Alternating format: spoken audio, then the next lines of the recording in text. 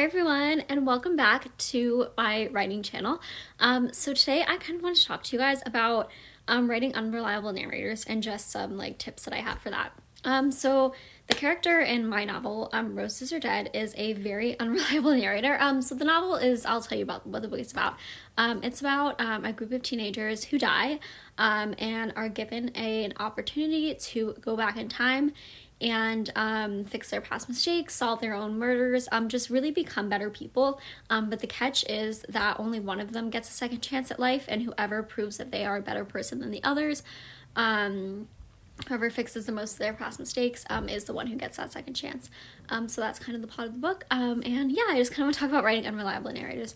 So for this particular plot, like my protagonist has to be very unreliable, and she is very unreliable. And I think something that's really interesting is that I do not think that your character has to see other characters the same way that the reader does, because like for example, my one character, like I feel like we all in real life have these people that we see as perfect, and they're literally like, we feel like they can do no wrong, and we're like, how are you so perfect? But really they have their own struggles and they have their own things. So my main character sees her sister that way. She sees her sister as like, oh, this perfect human being who can do no wrong, and she doesn't really like see the flaws in her, but the reader has to see the flaws in her sister, because otherwise the sister would feel flat, so I don't actually think that like your reader necessarily has to see the character the same way as the protagonist sees the character, if that makes sense. So I think that's an example of unreliable narration that's really important.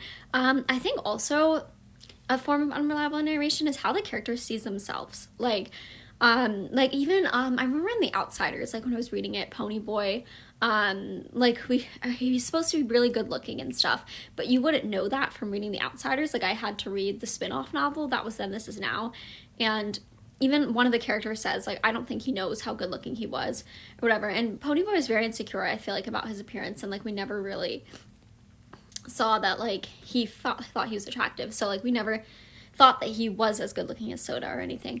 So that was really interesting. His brother, who like, I don't know if you haven't read the book, so that was really interesting to see. I was like, wow, that's an example of unreliable narration. It's really interesting. So I think it's just how the character sees themselves, how the character sees other characters, I think is something that's really important. Oh, I also want to talk about unlikable protagonists as well, and writing unlikable characters. So I think the key is to really not actually make them unlikable. Like they make unlikable choices, they make bad choices, but I think the biggest point is that having them understand, the reader understand why they do it. Like for example, my main character in Roses Are Dead smashes somebody's car, but it is after she gets assaulted, and she was trying to hurt her. She feels hurt by the girl that she likes who kissed somebody else, and there's just this whole kind of thing going on. So the guy assaults her, and then she finally like smashes his car. So I think it's just really understanding like why they do it, because I was like, oh, worried that readers were going to find her unlikable. Like everyone's like, no, like I really like still want to root for her, and like completely like obviously like it was an unlikable action, but like I 100% understand like why she did it, because after like everything that happened, like they were all like, the guy actually like deserved his car to be smashed after like everything that he did and all this stuff. So it was really interesting to kind of see that like readers like still rooted for the character, even though she made choices that like some people would say unlikable, but it's really kind of building it up to it and showing why the character is doing that is really important. I think another thing, this was actually what I really did with another character in another novel, that I was like, guys, beware, this character is super unlikable, but she has growth or whatever, and every single person who read the book was like, she is not unlikable at all. And I was like genuinely shocked, because I thought this character was so unlikable, because she kind of goes along with bullies and does all this stuff, or not like she's not like, yeah, she goes along with bullies, and she's kind of like a bully herself. So I was really surprised to hear that people didn't find her unlikable after all that. But they were like, we understand because like why she's doing it. Not that it's okay, but like because she's scared of being outed by her mom or to her mom, because she and I think they said the thing that really like helps redeem it for them was the fact that she felt bad about it, and that she had a lot of self-reflection, and she knew that like what she was doing was wrong, and she didn't like herself for it. Like she didn't like that she was behaving this way, and she wanted to change, but she was struggling with trying to figure out how. So that was kind of like why readers said that the character wasn't unlikable. So I was really, really surprised, because I was like, obviously this character does a lot of really unlikable things. Like she bullies people. Like everyone's gonna hate her. And obviously like she changes and then becomes a better person throughout the book. But I had only written the first chapter so far, so I was like, everyone's gonna hate her in the first chapter. And I was really surprised that people didn't. So that was kind of like just kind of my tips for that.